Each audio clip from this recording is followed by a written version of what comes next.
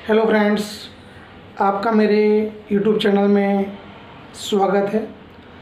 आज हम गुजरात माध्यमिक शिक्षा बोर्ड कक्षा 12 विषय वाणिज्य व्यवस्था चैप्टर नंबर 2 संचालन के सिद्धांत, उसके अंदर हम संचालन के सिद्धांत किसे कहते हैं और संचालन के सिद्धांतों का स्वरूप क्या है या तो उसके लक्षण कौन से हैं, उसकी हम चर्चा करने वाले हैं।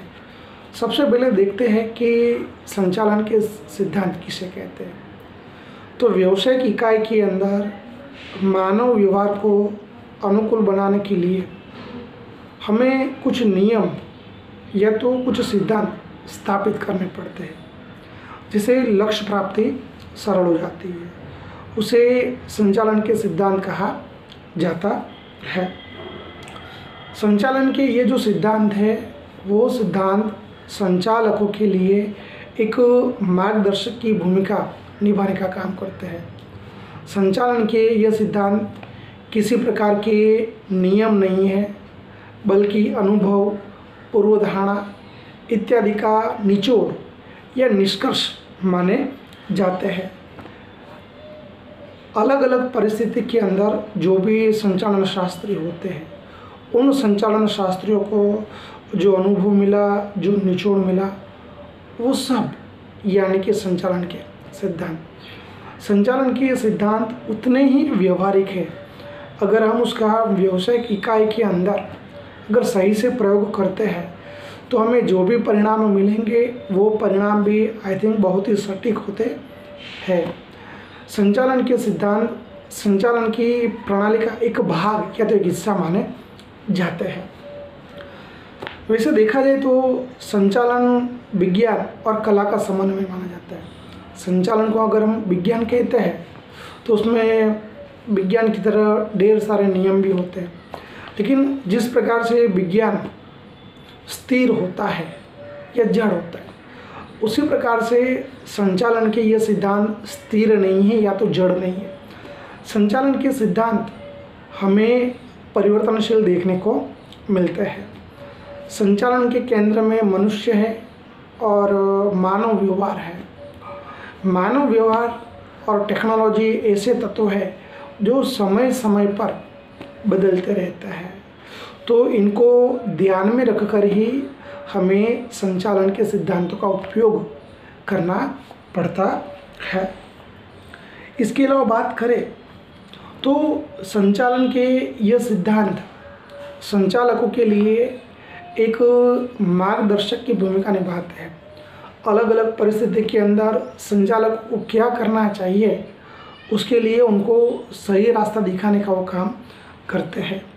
संचालन के जो अलग अलग कार्य होते हैं वो अलग अलग कार्य, चाहे आयोजन हो, चाहे व्यवस्था तंत्र हो, चाहे कर्मचारी व्यवस्था हो, चाहे मार्गदर्शन हो, चाहे नियंत्रण हो, उन सभी कार्यों को सही से करने के लिए हमें इन सिद्धांतों की ज़रूरत पड़ती है।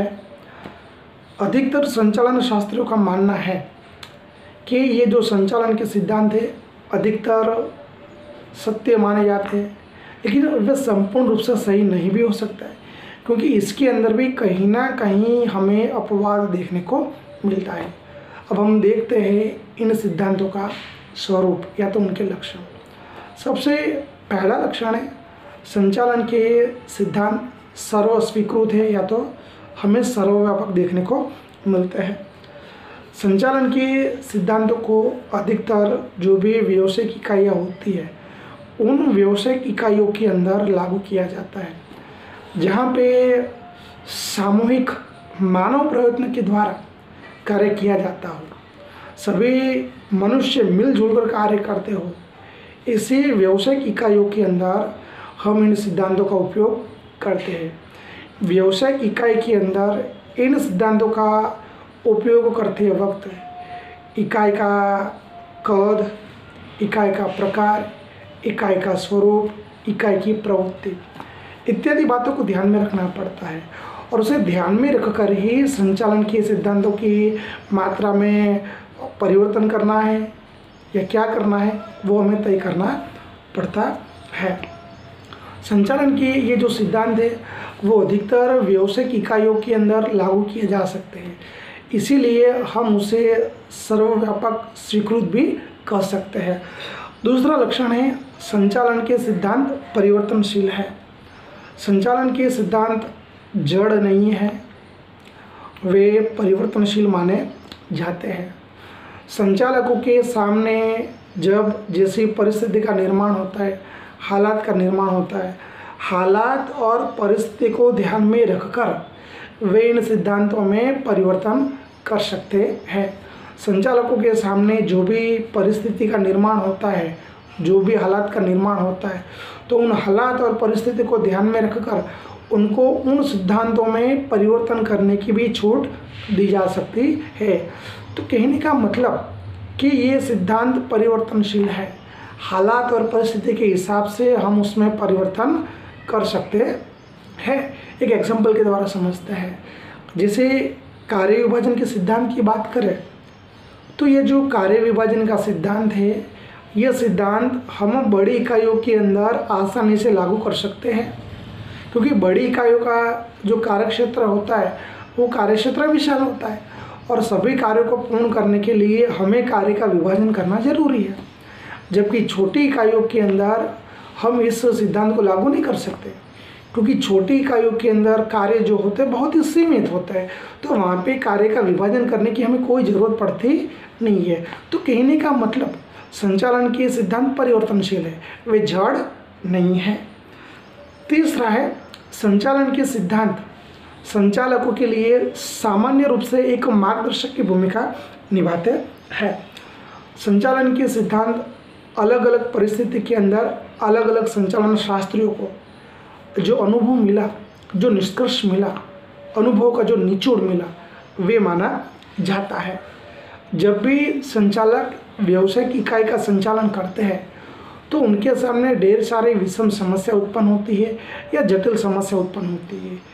ये जो भी जटिल समस्या होती है या तो जो विषम समस्या होती है वे इकाई के स्वरूप के हिसाब से भिन्न भिन्न हो सकती है, इकाई के हिसाब से उसका स्वरूप अलग भी हो सकता है। तो उसकी वजह से ये समस्या का जो समाधान होता है वो समाधान, सभी समस्याओं का समाधान भी हमें अलग अलग ही देखने को मिलता है, और उसकी वजह से हमें जो परिणाम मिलते हैं, हमें जो रिजल्ट मिलता है, आई थिंक वो भी हमें अलग अलग देखने को मिलता है।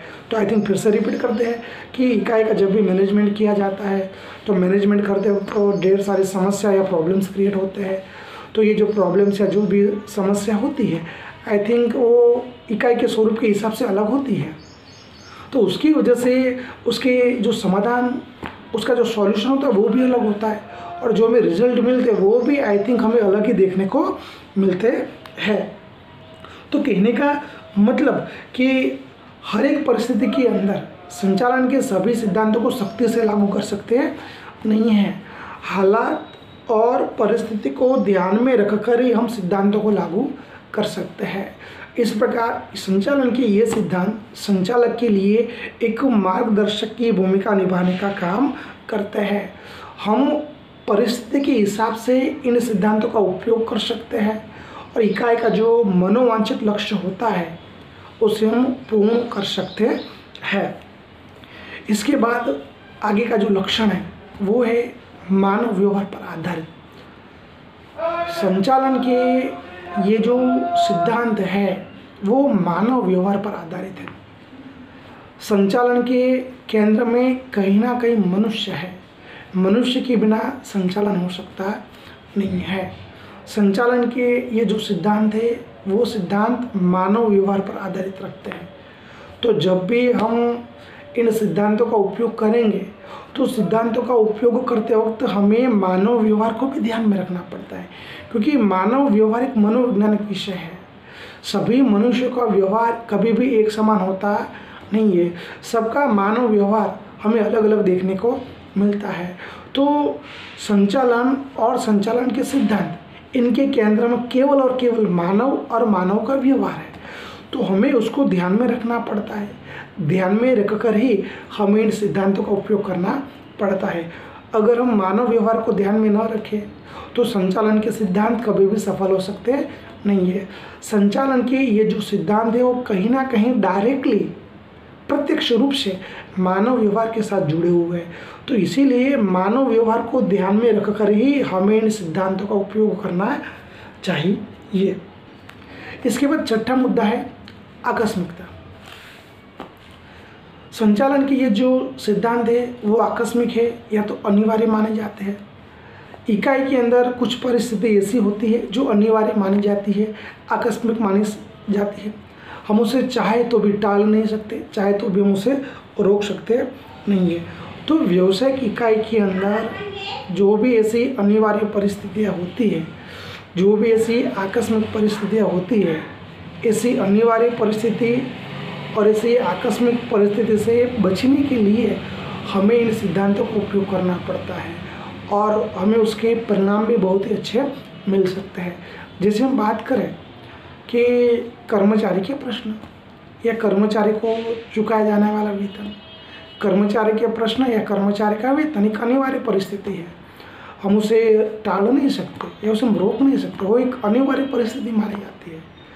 तो इस परिस्थिति से निपटने के लिए, इसका सॉल्यूशन करने के लिए हमें इन सिद्धांतों का उपयोग करना चाहिए। तो हम ऐसी जो भी आकस्मिक परिस्थिति होती है, जो भी अनिवार्य परिस्थिति होती है, उसका हम सॉल्यूशन ला सकते हैं और इकाई के उद्देश्य को पूर्ण कर सकते हैं। तो हमने पूरे वीडियोस के अंदर संचालन के ये सिद्धांत किसे कहते हैं उसकी परिभाषा देखी, हमने उसका अर्थ देखा, हमने उसका स्वरूप देखा। आगे के वीडियोस के अंदर हम कुछ नए मुद्दे के साथ मिलेंगे, कुछ नए टॉपिक की चर्चा करेंगे। आपके जो भी सलाह हो, आपके जो भी सुझाव हो, आपकी जो ओपिनियन हो, प्लीज़ मुझे कमेंट बॉक्स में लिख के भेजिए। कुछ परिवर्तन करने की ज़रूरत है तो वो भी बोलिए। अगर आपको मेरा ये वीडियो पसंद आए, लाइक कीजिए, शेयर कीजिए, कमेंट कीजिए और हमारा ये जो यूट्यूब चैनल है एजुकेशन टॉक, उसे सब्सक्राइब करना न भूलिए। जय हिंद, जय भारत, धन्यवाद।